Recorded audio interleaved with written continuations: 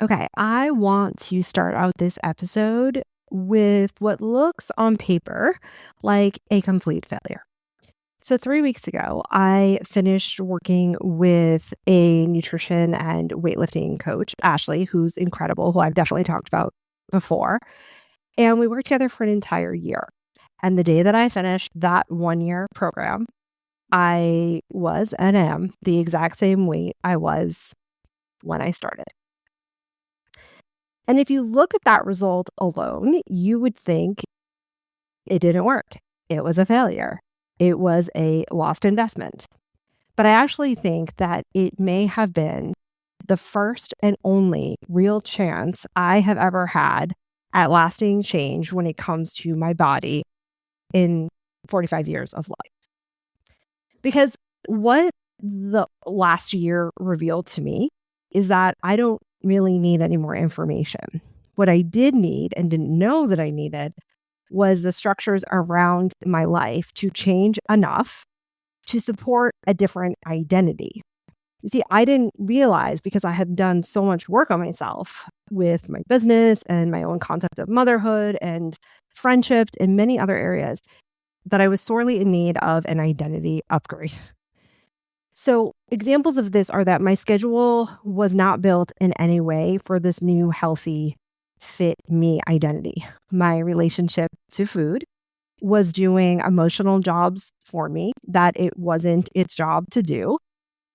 And my husband and I had never really talked about, as people that really have a 50-50 marriage, what this was going to look like for our life. Like, who was going to cook dinner? What was our nutritional goals going to be? We were not on the same page at all. I mean, he wasn't against it. He just wasn't even really fully aware of what I was doing because I was not making that known. So there was a lot of things that needed to change in my life apart from just having a strategy. And it's not that there was anything wrong with the strategy. In fact, it is a strategy I will 100% go back to. And it's not that my coach wasn't incredible and probably the best that there is out there, I think, in the field right now, in a world where a lot of people are hawking things that are complete lies. The problem was that my life couldn't hold the identity that the strategy she wrote for me required. And I think a lot of stylists are accidentally misreading this exact dynamic with their clients. And so that is what I want to talk about today. This is a Six-Figure Personal Stylist podcast. I'm Nicole Achi, and this is a show for personal stylists building world-class businesses and setting the standard in the industry. We're talking all things profitable growth, thought leadership, and real client transformations, because the best stylists don't just edit closets, they shape culture. So here's the belief I think a lot of stylists unconsciously carry about transformation. It's that it either happens or it doesn't. In our minds, sort of this collective amnesia about the reality of what it actually looks like to create any sort of change. We have this idea that there's a specific moment in our work with a client where the change is going to occur, where you can point to it. It's the reveal. For some stylists, it's the shopping session, because that's where the evidence is in their client experience that the most ahas happen. The photo shoot, if that's the kind of stylist you are. The compliments you get texts about after. An entirely new wardrobe. So the bigger the budget, the bigger the stylist believes, the transformation is going to be. Lots of stylists think, when I work with people that have these big budgets, it will be different. But if transformation actually worked that way, your clients would buy one wardrobe and never struggle with confidence, visibility, body image, or self-expression again. So we all know that that's not how change happens. But we don't know when we are looking at our own work or our own abilities. We forget that. And so that puts a lot of pressure on us to do things and behave in ways for our clients that are not our job to do. We know that change, specifically identity change, is a lot messier than that. Because while I'm sure I don't need to remind any of you about how this goes, it can help to have somebody reflect back to you the way that this process as a stylist works. So a client comes to you, they're excited. They have multiple sessions with you, especially if they're a good client. They follow your process, they're excited, that kind of good student client that every stylist wants, that takes your advice, that actually like takes a chance on something, that is not just treating you like a shopper, but as an expert that has a real opinion that they are weighing and considering. They maybe have a genuine emotional breakthrough during your work together. Maybe it happens in the dressing room. Maybe it happens during the closet edit. Maybe it's the first time that the client wears the clothes that you bought outside of the house and gets compliments, and then they text you on it excitedly. But there's a moment that most of us can point to and actually are a little bit addicted to, otherwise we probably wouldn't do this job, where your client sees themselves differently, sometimes for the first time, sometimes for the first time in years. And then a few months later, that person is often reaching back into their closet for safe options.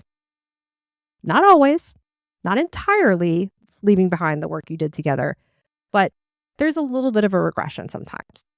They're saving outfits for special occasions. You go to meet with them for the next season and they're back to criticizing their body again. And the stylist starts to quietly wonder to themselves, did the work not stick? Were they not happy with what we did? Did I miss something here? Am I actually good at this if it's a really bad day? But what if that moment where you re-encounter your client again for another season or just out and about, and they don't have the same excitement, the same momentum behind them that they had when you first left the last dressing room last season with them? What if this moment that doesn't feel super positive isn't evidence that your transformation with them failed? What if it was evidence that the transformation that you provided, the service you provided, was real enough to momentarily disrupt their existing patterns? Because this is the part of being transformational that nobody really talks about. Lots of people, everyone's throwing it around now. It's been real interesting to watch. But we don't really talk about what it requires. And I think this is also important for transformational stylists to understand, because if you are truly transformational, then you are also doing this work in your relationship to your business. People don't just have to desire the change.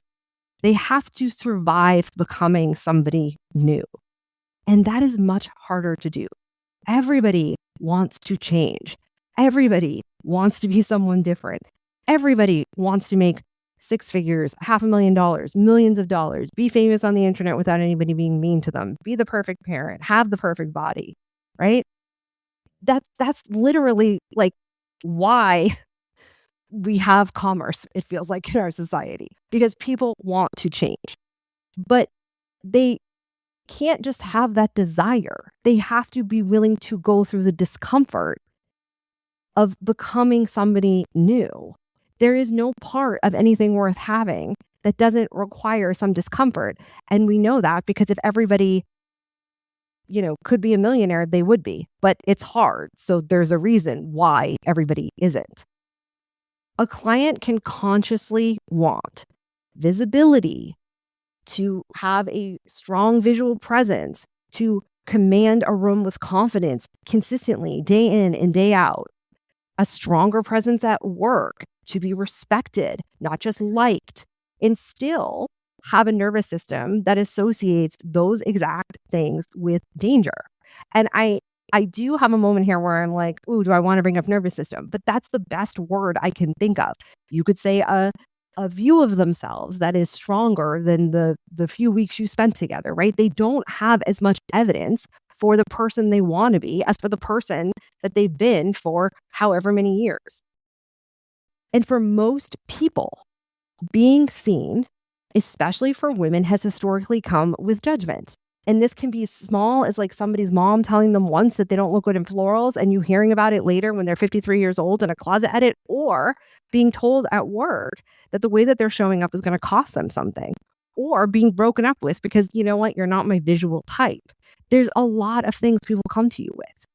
Past criticisms, past rejections, being told that they are too much. At some point, staying small becomes safer. We all know this. We all know this in our own life too. So when that client puts on the clothes and someone says, wow, you look so different, or, ooh, would you have a job interview today at the office? There's a part of them that feels excited and a part of them that feels like this isn't safe. Let me go into immediate retreat and go back to my boring black pants and shabby white top. And it's not because your work wasn't powerful or you're not good at your job. It's because you were. And there is a part of them that wants to go towards that, the same part of them that hired you, but they have more experience shrinking. And now the question is, how long will it take for that person and that person's view of themselves to catch up? And that reality is what you are actually working with. The tension that makes this a much harder field for people than I want to be a stylist because I like clothes. In the same way that the majority of people that watch your content are not going to be your clients because not everybody is ready to let somebody in or has the money or wants to prioritize their time or cash towards a stylist. Not every person that wants to be a stylist is capable of sitting in this reality. That's the truth of what I have seen over the years. And I think it's important to note because it's not like this is the only right way to go about it. But you are not just changing somebody's wardrobe. You are asking their identity to expand if you use this language in your marketing. Or if you have copy somewhere on your website that says insides and outsides match or whatever people are saying. And identities don't update overnight, which is why it's so interesting to me how many business models are out there or how many thrown together, services are out there by stylists that don't take that into account. Like you can't say that you're going to give someone confidence or transform them, which you can never do that for someone, but you can't even promise to be a catalyst of the process if the way you are going about and leading someone through the actual transaction of the service isn't mapped on to how change works.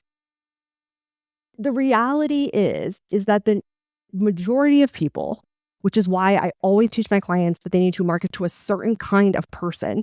You can't just raise your prices. You can't just put yourself out there more. You have to identify who the right people are for your services.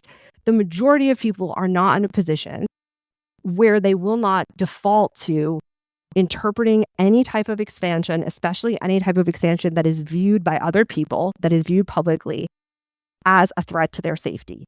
It may not be conscious, but it is the reality because it's how we are. That's like literally who we are as people. So if you're working with people who are exhausted, who are burnt out, who just are paying you money so that you can just get the clothes in their closet, but they don't really care, and you're trying to be transformational, you missed an important step in the process, which is identifying people who actually are not in that headspace so that there's a absolute shot that they could achieve the result that you in your heart are hoping for as a stylist. And when you don't understand this, you end up misreading the messy middle, the reality of what it takes to get people from one thing to another in terms of how they view themselves as a failure. You will read the natural, normal consequences of change, the little tiny signs that they're actually on the right path, which look more like discomfort before they look like shiny and exciting. You will read them to think that nothing is happening. You didn't do this right. Something went wrong. And a lot of people that I work with walk away from or don't nurture relationships with existing clients because they think this normal phase is a failure. So this is where the idea of reps comes in. I recently had a conversation with one of my clients. I didn't ask for her permission, but I wish I had before I recorded this because it's such a great story. And it's like, it was really a moment of great pride. But one of my clients inside this round of Income Accelerator, who was going through a really hard moment after her business had gone through a stretch of really great moments and wins and realization. And, she felt like she was really in the flow. But, as life happens to usually work out, we can't win them all. And when she was talking on the call, she said something interesting. She said, part of me is already thinking about maybe this could become some sort of content that helps other people. And I paused when she said that because technically the hard thing that she was experiencing wasn't over. It was a hard day she had ahead. She hadn't solved how she was going to handle this thing later on in the day that was causing her stress. And she was like visibly upset on the call still. But her brain was relating to the experience differently than it used to.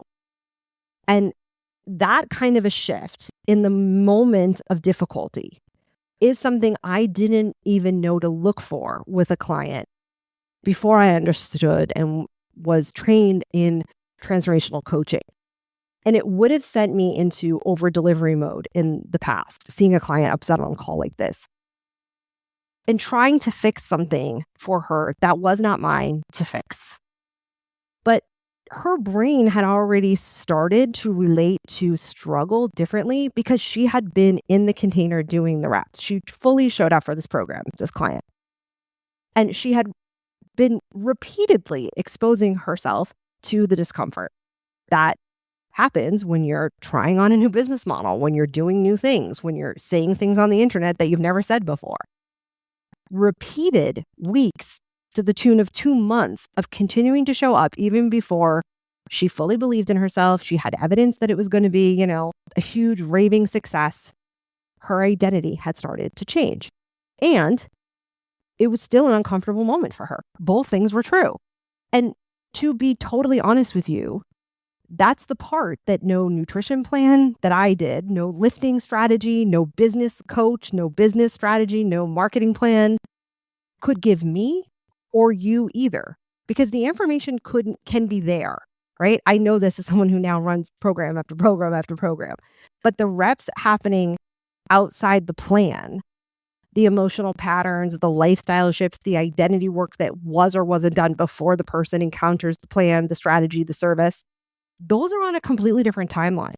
And I think this is where a lot of stylists accidentally underestimate the depth of the work that they do and are in a rush to see something like they, grew up seeing on What Not to Wear or something. Because the outfit, the lookbook isn't the transformation. I know everybody says the outfit is the tool. A lot of us say that. But if you don't get this part right about what happens once you start using the tool, if you're not on to the fact that some days the tool doesn't work as good as you want it to because there's other things in the way of the tool working, like the way you view yourself or your relationship to visibility or whatever it is, you're not going to be able to fully embody what you're saying in your marketing. You're not going to fully believe that you're capable of the change that you want to be sparking in other people. What creates transformation is repeated experiences of becoming safe and showing up and being seen when it comes to your wardrobe inside the identity that the clothes represent, inside the framework that the stylist and the client does to talk about what these clothes are going to represent to them before the clothes go on the body. Your client who wants to show up differently at work doesn't just need, one good shopping session. She needs enough experience wearing the clothes that her brain stops flagging being seen as a threat, as maybe considered, being looked at in a way that looks like she's trying to take up too much space, right? She needs enough repetitions of being complimented and it not meaning that the outfit is good, or not being complimented and it meaning the outfit isn't good if she liked it before. Enough repetitions, taking up space, saying what she actually feels in those clothes, feeling like it is okay to be visible, surviving discomfort that comes with being someone new in public, even if it's just for 20 minutes at a time, until eventually it stops feeling performative and it starts feeling like who she is now or who he is now. And one reveal cannot permanently change somebody's self-concept. One emotional breakthrough in a dressing room can't permanently transform somebody forever. Repetition is what builds identity. This also explains something I think a lot of stylists misunderstand about their own businesses. Repeat clients are not evidence that your work failed. A client coming back to you and saying, I don't feel as good as I did before, when I was first working with you, now that we're 3 months out, doesn't mean your work wasn't amazing. A client returning to work with you or sharing these thoughts through different seasons of their life is often evidence that the work was deep enough to evolve alongside their identity, which should be changing in a world where we radically applaud self-growth, but seem to have no real understanding what it actually takes or looks like.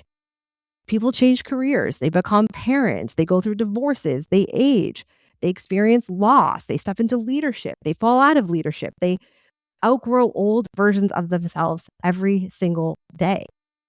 And every one of those transitions creates an opportunity for someone to look at their old identity and decide, is this something that we need to upgrade? Is this a change that needs to be made in the story of what I tell myself about who I am? And in every one of those sorts of life transitions, resistance comes back up to the surface again. And this is why I think some stylists accidentally walk away from evidence that their work was transformational, because they mistake the messy middle of identity change for failure. The client pulling back is not always regressing. Sometimes it's the exact moment that the real work begins. And if you understand that, if you fully get this and you understand that it doesn't just look like these clean before and afters, you stop building your business with this idea that you're only successful if you have a series of these incredible after moments and start understanding your role as a stylist very differently. Your job is not to create one transformational moment. Your job is to help somebody build enough emotional safety inside of a new identity that it eventually starts to feel natural that they are the person that wears these clothes and shows up in this way. And that's going to take time. It's going to take reps. It's going to take systems that you are constantly providing to clients to create a clean and organized experience so that they can focus on the experience and what they are sort of trying to learn about themselves through the styling process instead of worrying about what's coming next. That's why I say transformational businesses are not just about your marketing or, your taste. It's about how every element of the service is built to support what we're talking about today. And it usually takes support beyond one exciting moment, which means your business has to have a lifespan for clients that goes beyond that one moment, which is something that a lot of people don't plan for when they're building a styling business and thinking about it being successful. You are not just helping people dress differently. You're helping people survive becoming someone new long enough for it to finally feel like who they actually are. That's it for today. I'll catch you next week. Thank you for being here.